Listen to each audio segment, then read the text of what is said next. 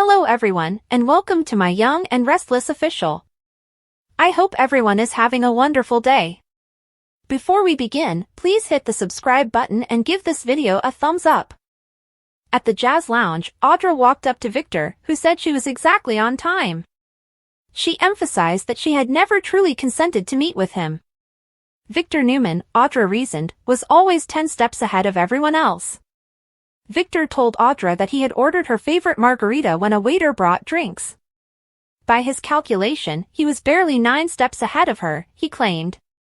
Audra demanded to know what choices Victor had for her future. Victor inquired as to whether she was still upset with Kyle having stabbed her in the back. Audra pointed out that she had been fired by Victor. Victor insisted that she was still troubled by Kyle's betrayal of her. He asked if she had ever thought about exacting revenge on Kyle. Audra wondered what she would receive in return. Victor proposed that they make an agreement. Audra wondered if Victor had been impressed with her work at Newman Media, but she thought that Victor's arrangement required eliminating Kyle. Victor said that Nikki and he had been greatly impressed and that he was prepared to give Audra a portion of his business to manage. Audra guessed that in exchange, she would have to let Kyle down. Victor urged her to show how simple it would be to entice Kyle to have another affair with her. Audra sighed, indicating her lack of interest. Victor explained that he only wanted her to assist in revealing Kyle's true self, not to woo him. Victor clarified that he didn't enjoy Kyle's relationship with Claire. Given how Victor had treated her at Glissade, Audra wondered why she should have faith in him. Victor declared that nothing she could have done at Glissade could compare to what he was offering. They were together when Nate walked into the club. Victor was questioned by Nate for warning Lily not to put her trust in Damien.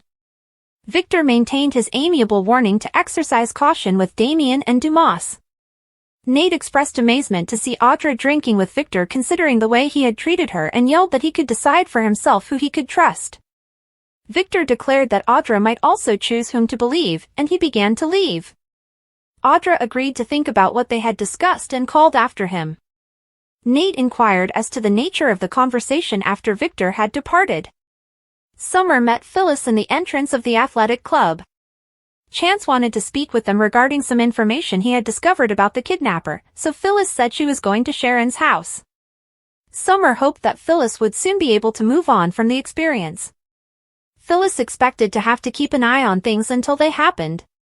Phyllis acknowledged that the psychological effects of the mind games had affected her, but she also acknowledged that her nightmares made her angry because she had experienced worse things in reality.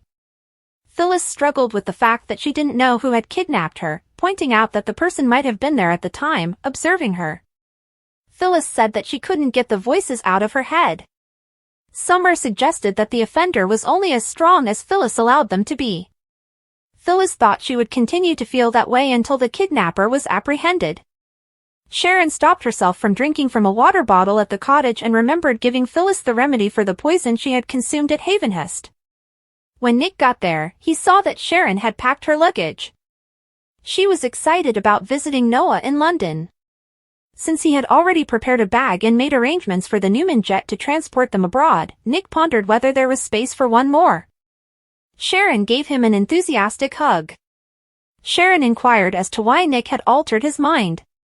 Nick pictured Noah feeling powerless in Europe when Sharon was abducted, and he eagerly anticipated spending a few days with his son. Disgusted, Sharon chirped that she was glad Nick would be joining her for a portion of the journey. Chance will be dropping by shortly with an update regarding the kidnapper, Sharon said. When Phyllis showed up, she pondered whether Chance had called Nick as well. Sharon revealed that Nick would be traveling to London to see Noah with her and Faith. Phyllis forced a grin and declared her excitement for them. Sharon suggested that Phyllis take a family trip with Daniel and Summer in order to follow suit. Phyllis claimed she was too preoccupied with starting a new business with Billy. Nick asked Phyllis whether she was all right. Phyllis declared that she didn't want the incident to hinder her further than it had already done. When Chance showed up, he told them he had information regarding the kidnapper.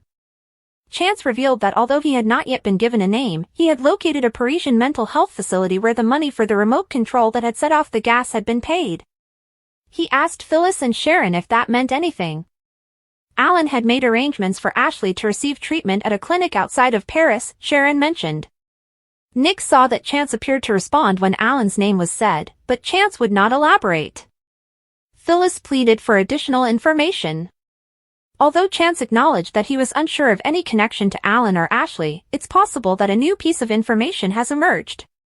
According to Chance, he was examining more purchases made using the same account. Phyllis raged that she believed the abductor was clever enough to avoid the police and that she lived in continual worry that they would be returned. Chance advised Phyllis not to draw hasty conclusions, although she did wonder whether Alan might have been involved. Sharon was leaving town, but Phyllis was still there, terrified that she might be killed or kidnapped. Chance implored them to trust him, saying he was on the verge of solving the problem. Since she hadn't even heard of Alan until a few weeks prior, Phyllis wondered how he could have been involved in the kidnapping after Chance left. Phyllis wondered if Ashley had planned the kidnapping after mentioning her history of mental illness and her stay at the facility in Paris. After her own collapse, Sharon didn't think Ashley would torment them. Sharon recalled talking to Tracy, who appeared to be somewhat distressed by the specifics of the kidnapping. Sharon wasn't certain anymore, but Nick assumed Tracy had been attempting to be helpful. Sharon praised Alan for his assistance in hypnotizing her. Phyllis questioned whether Sharon had discussed their past with Alan, but Sharon claimed that they had only discussed her blackouts. Nick pointed to Chance's response when Alan's name was brought up, but Phyllis lamented that they didn't know anything more than they had previously. Nick thought Chance had doubts about Alan. Phyllis hinted that Sharon and Nick might want to reconsider their trip. Claire begged Kyle to tell her more about his and Jack's work at Society. Kyle dismissed it as routine business, but Claire saw that he had earlier seemed positive about it. According to Claire, Kyle had been enthusiastic and pleased of his work, but he had shut down when Victor entered. She pondered whether her grandfather had anything to do with the issue Kyle and Jack had resolved. Claire mentioned how Victor had been needled earlier by Kyle. Every time they saw each other, Victor took a shot at him, Kyle thought, so he had just returned the favor.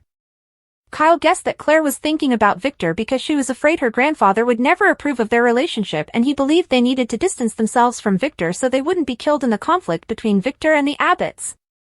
Until she received a concrete response regarding the project Kyle and Jack had been working on, Claire would not leave the table. Though he wasn't certain who might be responsible, Kyle told Claire that some employee had been acting strangely and that he believed it might be a part of a scheme to conduct corporate espionage. Kyle expressed worry that Claire thought Victor was always involved in incidents. Claire agreed to stop making assumptions, while Kyle pledged to stop needling Victor. She may have overreacted, Claire admitted.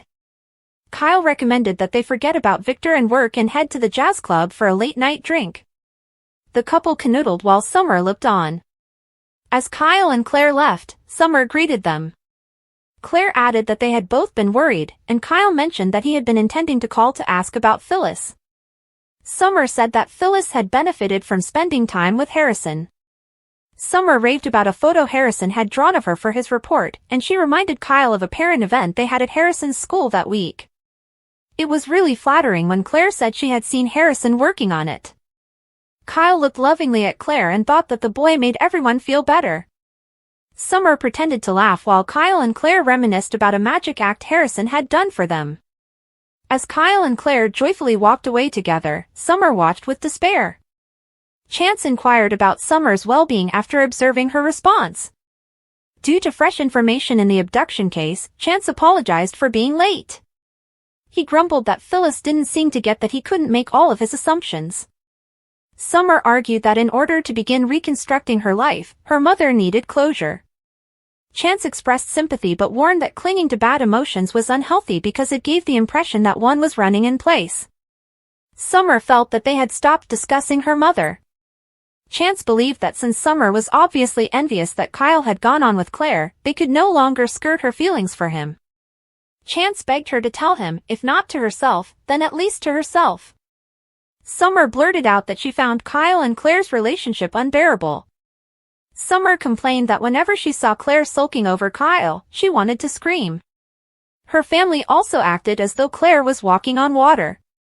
Summer bemoaned the fact that she and Kyle had known each other since childhood and were meant to be together forever. Summer acknowledged that she couldn't continue to act as though she was over losing Kyle, especially to someone like Claire. Chance concurred that neither of them had been treated fairly.